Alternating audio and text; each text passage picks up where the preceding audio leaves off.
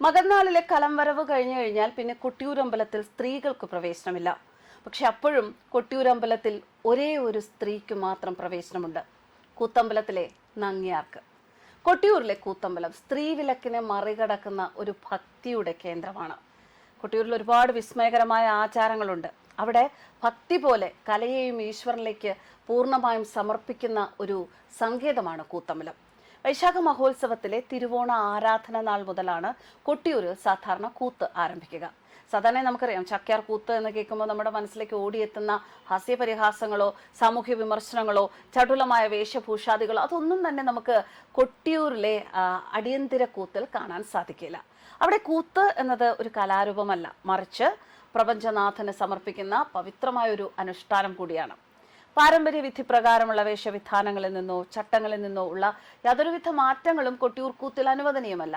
കൊലത്തുനാട്ടിലെ കൂത്ത് കുലവൃത്തിയായ പ്രശസ്തമായ മാണി ചാക്യാർ കുടുംബത്തിനാണ് കൊട്ടിയൂരിലെ കൂത്ത് സ്ഥാനികത്വം കൽപ്പിച്ചു നൽകിയിട്ടുള്ളത്. 3 പേര് ഈ പുണ്യകർമ്മത്തിന് കൂത്തമ്പലത്തിൽ എത്തും. കൂത്ത് അവതരിപ്പിക്കുന്ന ചാക്യാർ, പാഠകവും മിഴാവ് വാദനവുമായി നമ്പ്യാർ, ഇലത്താളത്തിനും അക്കിത്ത ചൊല്ലലിനുമായി നങ്ങ്യാരമാണ്. ഈ 3 സ്ഥാനാർത്ഥികളുമായി സന്നിധാനത്ത് അനുവദിച്ചിട്ടുള്ള ഒരു പ്രത്യേക കയ്യാലയുണ്ട്. ആ കയ്യാലയുടെ ഉമ്മറത്ത്, അതായത് പൂമുഖത്തിൽ തന്നെയാണ് കൊട്ടിയൂരിലെ കൂത്തമ്പലം ഉണ്ടാകുന്നത്.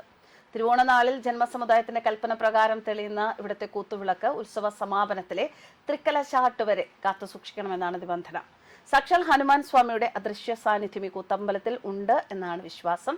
ഇതിന്റെ പ്രതീകമായിട്ടാണ് എന്നും രാവിലെ കദളിപ്പഴവും ശർക്കരയും നാളികേരവും ഇവിടെ ഭക്തിപൂർവ്വം നിവേദിക്കുന്നുണ്ട്. കൊട്ടിയൂർ ഉത്സവത്തിൽ അടിയന്തര കൂത്തിന് എത്രത്തോളം പ്രാധാന്യമുണ്ട് എന്ന് വ്യക്തമാക്കുന്നതാണ് മകന്നാളിന് ശേഷം കൂത്തമ്പലത്തിൽ നങ്ങ്യാരമ്മയുടെ സാന്നിധ്യം. മകന്നാളിന് ശേഷം കൊട്ടിയൂർ സന്നിധാനത്ത് ഞാൻ നേരത്തെ പറഞ്ഞ പോലെ സ്ത്രീകൾക്ക് പ്രവേശനമില്ല. മകന്നാളിലെ ഉഷശിവേലിയോടെ സ്ത്രീകൾ മുഴുവൻ നിർബന്ധമായും അവിടെ നിന്നും മാറണം എന്നാണ് നിയമം. എന്നാൽ ഇലത്താളത്തിനും അക്കിത്തം ചൊല്ലലിനുമായി നിൽക്കുന്ന നങ്ങ്യാരമ്മയ്ക്ക് മകൻ കഴിഞ്ഞിട്ടും അക്കര സന്നിധാനത്ത് നിബന്ധനകളോടെ തുടരാൻ ആചാരപരമായ അനുവാദമുണ്ട്.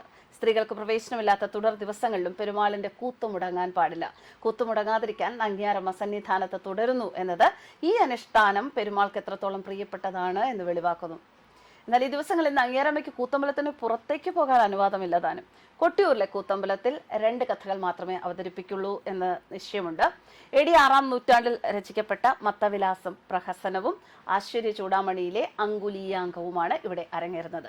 സീതാദേവിയിൽ നിന്നും ചൂടാമണി തിരികെ സ്വീകരിച്ച് ലങ്കാദഹനം നടത്തി ശ്രീരാമസ്വാമിയുടെ അരികിൽ തിരിച്ചെത്തി വിവരം അറിയിക്കുന്ന ഹനുമാൻ സ്വാമിയുടെ കഥയാണ് അങ്കുലീയാങ്കം.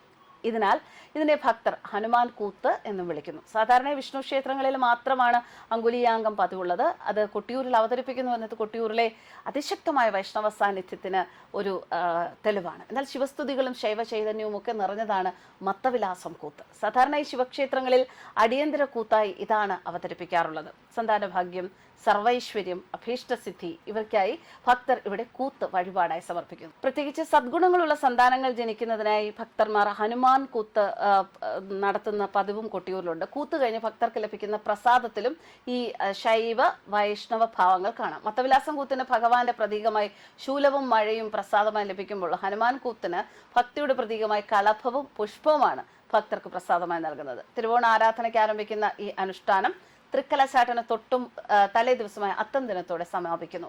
കൂത്തമ്പലത്തിൽ നിന്നുയരുന്ന മിഴാവിന്റെ ധ്വനിയും അക്കിത്ത ചൊല്ലലിന്റെ മന്ത്രഭാവവും സന്നിധാനത്തെ ആത്മീയതയുടെ മറ്റൊരു തലത്തിലേക്കാണ് ഉയർത്തുന്നത്. News desk കർമാനസ്.